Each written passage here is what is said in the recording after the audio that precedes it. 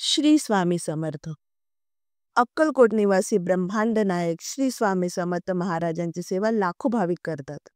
परंतु अजूनही असंख्य भाविकांना स्वामींची सेवा कशी करावी किंवा स्वामींची पूजा कशी करावी याबद्दल माहिती नाही. तर काही जणांना स्वामी महाराजांच्या सेवेविषयी अनेक गैरसमज काही लोकांमुळे निर्माण झालेले आहेत. तर या सर्वांचा विचार करून त्याविषयी आज मी तुम्हाला काही माहिती सांगणार आहे. स्वामींची पूजा ही आपल्याला घरी स्वामींचे अधिष्ठान ठेवून करत असताना आपण स्वामी महाराजांच्या प्रतिमा मूर्तीची स्थापना करू शकतो. स्वामींची मूर्ती अथवा प्रतिमा यापैकी जे आपल्याला शक्य होईल त्यानुसार त्याची स्थापना आपल्या घरी करावी.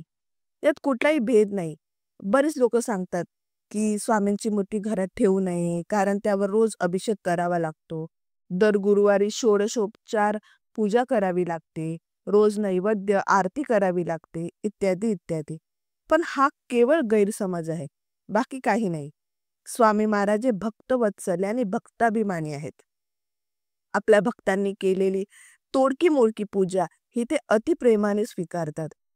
गजेंद्राने आत्ततेने अर्पण केलेले केवळ एका कमल पुष्पाने धावून येणारा आणि कोट्यावधी भक्तांचे केवळ नामस्मरणाने कल्याण करणारा पूर्ण परब्रह्म अपुऱ्या पूजेअभावी आपल्यावर रागवेल ही भावना चुकीची आहे. तेव्हा स्वामी महाराज रागवतील ही भीती स्वामी भक्तांनी मनातून काढून टाकावी. जशी जमेल तशी स्वामींची पूजा भक्ती व सेवा करावी. आता दुसरी बाब म्हणजे स्वामींची प्रतिमा घरी ठेवावी तर ती कशी व कोणती ठेवावी. कारण स्वामींच्या मूर्तीपेक्षाही थोडेसे जास्तच गैरसमज स्वामींच्या प्रतिमेबद्दल निर्माण झालेले आहेत. तेव्हा आपण आता ते गैरसमज व त्याची सत्यता तपासून पाहूया. अनंतकोटी ब्रह्मांड नायक राजाधिराज योगीराज अक्कलकोट निवासी परब्रह्म भगवान श्री स्वामी समर्थ महाराज यांच्या पूजेच्या प्रतिमेच्या बाबतीत असलेले काही निरर्थक गैरसमज व त्यावर खुलासा करणार आहोत. स्वामींची प्रतिमा फोटो फक्त राजयोगात असणारी पाहिजे. हातात ब्रह्मांड गोटी असलेली नको. स्वामींची वटवृक्षाखाली असलेली प्रतिमा नको. स्वामींची मागे गाय उभी असलेली प्रतिमा नको. स्वामी महाराज उभे असलेली प्रतिमा नको. कारण काय, तर प्रतिमा या संन्यासी लोकांच्या पूजेसाठी असतात. संसारी अथवा प्रापंचिक लोकांनी याचे पूजन करू नये. हे सर्व गैरसमज योग्य आणि सत्य आहेत का, तर मुळीच नाही. सर्व गैरसमज हे धादांत खोटे व निरर्थक आहेत. कारण ज्या स्वामींना आपण ब्रह्मांड नायक म्हणतो त्यांचा ब्रह्मांड नायक स्वरूपातील हातात ब्रह्मांड घेतलेला फोटो ठेवायला नाही, म्हणजे त्याच परब्रह्म स्वरूप व ब्रह्मांड नायकत्व अमान्य करण्यासारखं आहे. तसे जे स्वामी अक्कलकोटमध्ये 22 वर्ष फक्त आणि फक्त वटवृक्षाखालीच बसले त्यांचा त्या स्वरूपातील फोटो ठेवायला मज्जाव करणे. आपल्या धर्मात जिला गोमाता मानली जाते तिची पूजा सर्वत्र मांगल्य निर्माण करते असे म्हणतात. जिच्यात 33 कोटी देवता विराजमान आहेत अशी श्रद्धा आहे. जिचे मूत्र आणि विष्ठाही पवित्र मानले जाते. किंबहुना त्याशिवाय कुठलेही मंगल कार्य संपन्न होत नाही. आणि सर्वात महत्त्वपूर्ण म्हणजे स्वामींनी अक्कलकोटमधील आपल्या वास्तव्य काळात ज्या भागीरथी गायीला क्षणभरी अंतरू दिले नाही, तिच्या मृत्यूनंतर तिची एखाद्या तपस्वी योगाप्रमाणे उत्सव करून समाधी बांधली, तिच्याच सोबत स्वामींचा फोटो ठेवायला मनाई करणे. जे परब्रह्म आहेत, भक्तवत्सल्य भक्ताभिमानी आहेत आणि भक्तांच्या पाठी सदैव उभे आहेत, त्यांचाच उभा असलेला फोटो पूजन करू नये असे म्हणणे किंवा वरील सर्व प्रकारच्या प्रतिमांचे पूजन करू नये असे म्हणणे हा स्वामींच्या परब्रह्म तत्वाचा घोर अपमान आणि अक्षम्य अपराध आहे. हा अपराध कोट्यवधी ब्रह्महत्येपेक्षाही मोठा आहे. स्वामींच्या लीला काळात श्री बाळप्पा महाराजांपासून ते श्री आनंदनाथ महाराजांपर्यंत सर्व स्वामी भक्त वटवृक्षाखालील हातात ब्रह्मांड घेतलेलाच फोटो पूजत असत. ज्यापैकी संन्यासी कमी आणि संसारिक जास्त आहेत. पण त्याचं कधीच काही अहित झालं नाही. तर मग त्याचे कल्याण करून त्यांना स्वस्वरूपात सामावून घेणारे स्वामी अशा प्रतिमा पूजनाने आमचे काही अहित करतील असा विचार मनात आणणे ही सुद्धा स्वामींची घोर प्रतारणा ठरेल. असो, तेव्हा अशा गैरसमजांना बळी न पडता स्वामी भक्तांनी या बाबीकडे दुर्लक्ष करून जशी जमेल तशी स्वामींची यथेच्छ सेवा करून आपले कल्याण करून घ्यावे, ही नम्र विनंती. स्वामी भक्तांनो, आपल्या देवघरात आपल्या इच्छेनुसार स्वामींची मूर्ती अथवा कोणतीही स्वामींची प्रतिमा ठेवा. स्वामींची मूर्ती असेल तर रोज मूर्तीला स्नान घालून, प्रतिमा असेल तर पाणी शिंपडून स्वच्छ वस्त्राने पुसून घेऊन अष्टगंध लावा. उपलब्ध असतील ती पुष्पे स्वामींना अर्पण करा. स्वामी महाराजांना सर्वच फुले आवडतात. त्यांना अप्रिय असे एकही फूल नाही. तेव्हा उपलब्ध असणारे कोणतेही पुष्प किंवा तुळशी, मंजुळा, तुळशी पत्रे स्वामींना वाहावीत. नंतर अक्षता व्हाव्यात. त्यानंतर मग दीप अगरबत्ती ओवाळून आपण जी भाजी भाकरी खातो त्यातच सकाळ संध्याकाळ नैवेद्य स्वामींना दाखवावा. एखाद्या वेळी शक्य नसेल तर दूध, साखर, पेढे किंवा फरसाण ठेवले तरी चालेल. केलेली प्रत्येक गोष्ट अगोदर स्वामींना अर्पित करा. नैवेद्याच्या बाबतीत सुद्धा स्वामी महाराजांना प्रिय अप्रिय असे काहीच नाही. अखिल सृष्टी ही त्यांचीच निर्मिती असल्यामुळे सर्वच पदार्थ स्वामींना प्रिय आहेत. तेव्हा अभक्ष्य म्हणजे मांसाहार सोडून इतर सर्व पदार्थांचा नैवेद्य स्वामी महाराजांना चालतो. ही बाब सदैव ध्यानात ठेवा.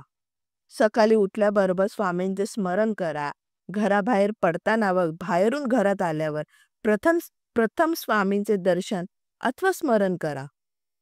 हृदयात प्रेम, वात्सल्य, ममता ठेवा. आचरण शुद्ध ठेवा. प्राणीमात्राबद्दल दया असू द्या. कुणाबद्दलही द्वेष, मत्सर ठेवू नका. सर्वांचे कल्याण व्हावे हीच भावना सदैव असू द्या. काही कारणास्तव एखाद्या दिवशी स्वामींची पूजा झाली नाही तरी त्याचे दुःख न करता त्याऐवजी स्वामींची अंतःकरणातून क्षमा मागावी व स्वामींचे सतत नामस्मरण करावे. कारण कर्मकांडाचा देखावा करण्यापेक्षा हृदयातून स्वामींचा ध्यास करणे महत्वाचे आहे. आता नैवेद्य दाखवताना एका ताटामध्ये भाजी, भाकरी, पोळी, भात, भजे, पापड, मीठ, गोड पदार्थ, विडा यापैकी जे असेल आपल्या घरामध्ये ते काहीही चालेल घ्यावे. स्वामींच्या अधिष्ठानासमोर एका पाटावर पाण्याने, तांब्यातील पाण्यात आपल्या उजव्या हाताची मधली 2 बोटे बुडवून घेऊन एक चौकोन काढावा. त्या चौकोनावर हे ताट ठेवावे. ताटाच्या बाजूला एक तांब्याभर पाणी ठेवावे. ताटातील पदार्थावर व तांब्यातील पाण्यात तुळशी पत्रे टाकावे. दिवा, धूप किंवा अगरबत्ती लावून स्वामींना ओवाळावे. तांब्यातील एक तुळशी पत्र घेऊन नैवेद्यावर 3 वेळा पाणी शिंपडावे व 3 वेळा फिरवावे. पाणी शिंपडताना गायत्री मंत्र म्हणावा. गायत्री मंत्र येत नसेल तर श्री स्वामी समर्थ, जय जय स्वामी समर्थ हा मंत्र म्हणून 3 वेळा पाणी शिंपडावे. यानंतर मग 3 वेळा पाणी फिरवताना ओम प्राणाय स्वाहा, ओम अपानाय स्वाहा, ओम व्यानाय स्वाहा, ओम उदानाय स्वाहा, ओम समानाय स्वाहा, ओम ब्रह्माणे अमृत्वाय स्वाहा हे मंत्र अथवा श्री स्वामी समर्थ हा मंत्र म्हणून 3 वेळा पाणी ताटावरून फिरवावे.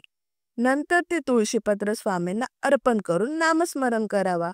अशा प्रकारे स्वामींना नैवेद्य दाखवला जातो.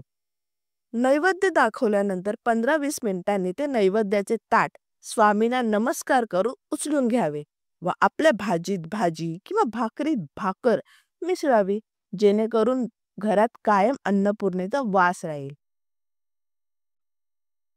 अशा प्रमाणे आपण परब्रह्म भगवान श्री स्वामी समर्थ महाराजांची पूजा करावी.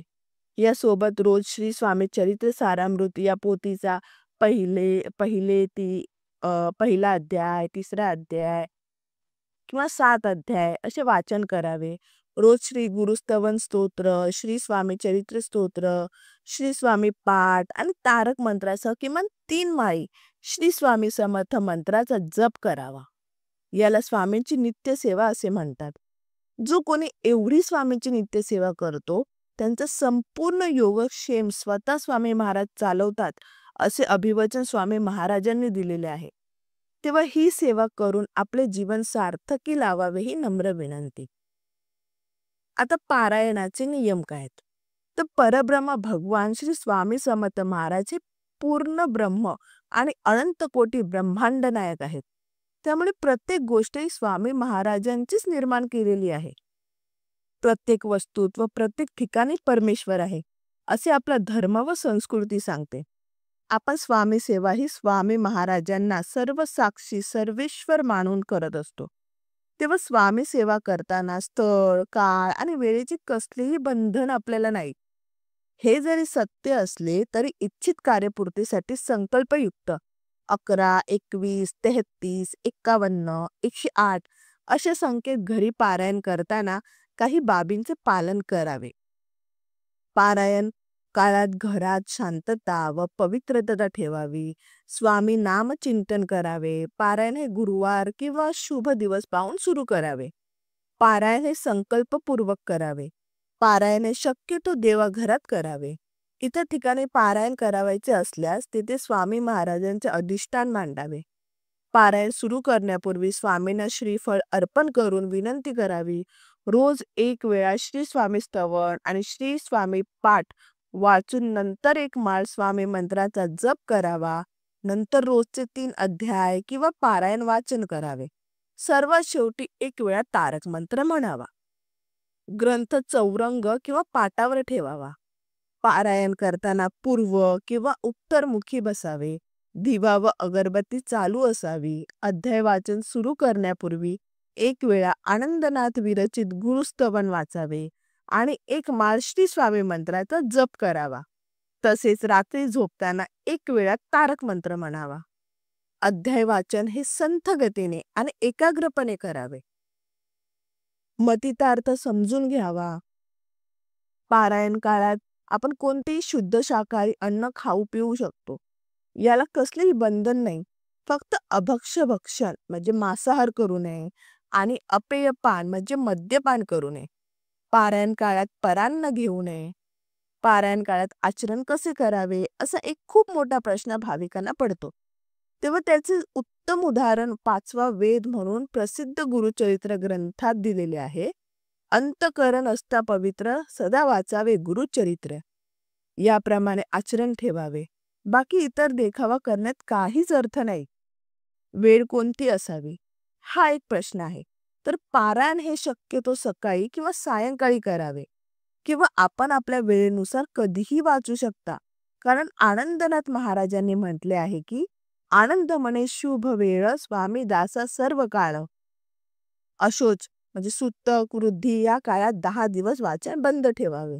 महिलांनी अडचणीचे 4 दिवस वाचन बंद ठेवावे. संकल्पित पारायण काळात ब्रह्मचर्याचे पालन करावे. संकल्प पूर्ण झाल्यावर 3, 5, 7, 9 या संख्येत बालगोपाळांना जेवू घालावे. सांगतेचा संकल्प करून स्वामींना परत एकदा श्रीफळ अर्पण करावे. आता पारायणाच्या सुरुवातीला पहिल्या दिवशी करायचा कोणता संकल्प?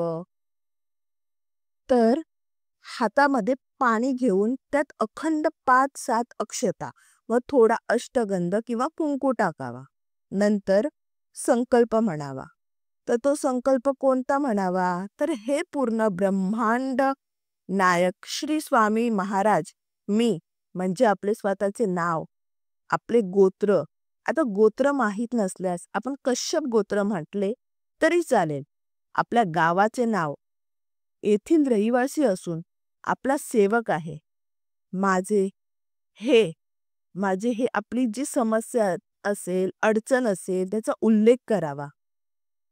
माझे हे कार्य साध्य व्हावे या संकल्प प्राप्तीसाठी, या संकल्प पूर्तीसाठी मी श्री स्वामी चरित्र सारामृत या ग्रंथाचे पारायण करणार आहे. हे सर्व नियता श्री स्वामी देवा, मी आपल्या सर्व साक्षीत्वाचे आणि सर्वेश्वर स्वरूपाचे स्मरण करून चराचरात असलेले आपले अस्तित्व स्मरण करून ही सेवा करत आहे. या सेवेने संकल्पित कार्याव्यतिरिक्त मला आपला ब्रह्मांड नायक मूळ शक्ती स्वरूपाची जाणीव होऊन आपली कृपादृष्टी प्राप्त व्हावी. तसेच या सेवेसाठी आपले कृपाशीर्वाद मिळून ही सेवा निर्विघ्नपणे पूर्ण करून घ्यावी हीच आपल्याला विनंती.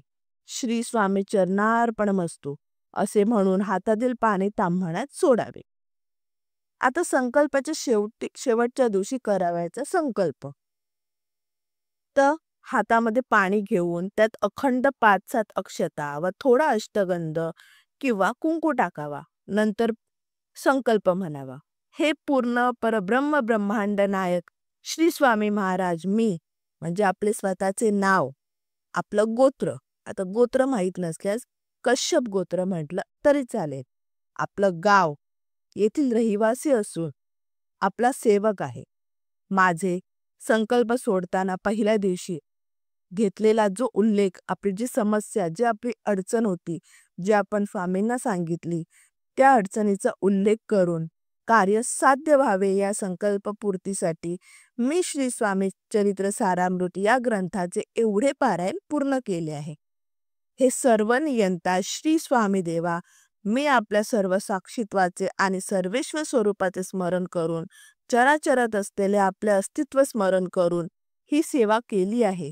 या सेवेने संकल्पित कार्य व्यतिरिक्त मला आपल्या ब्रह्मांड नायक मूळ शक्ती स्वरूपाची जाणीव होऊन आपली कृपादृष्टी प्राप्त व्हावी. तसेच या सेवेसाठी आपले कृपा आशीर्वाद मिळून ही सेवा आपण माझ्याकडून निर्विघ्नपणे पूर्ण करून घेतली. त्यामुळे ही सेवा आपल्यालाच पवित्र पावन चरण कमली समर्पित करतो. आपण या अत्यल्प सेवेचा स्वीकार करून मला इच्छित फलप्राप्ती द्यावी. आपली अखंड कृपादृष्टी माझ्या संपूर्ण कुटुंबाला लाभावी, हीच आपल्या चरणी विनम्र प्रार्थना. श्री स्वामी चरणार्पणमस्तु असे म्हणून हातातील पाणी ताम्हण्यात सोडावे. श्री स्वामी समर्थ. श्री वटवृक्ष स्वामी प्रसन्न. रोजचे अध्याय वाचन झाल्यावर एका मंत्राचा 3 माळी जप करावा. हा जप अतिशय संथ गतीने आणि शांत चित्ताने एकाग्रतेपूर्वक करावा. आता तो मंत्र कोणता? तर स्वामी ओम.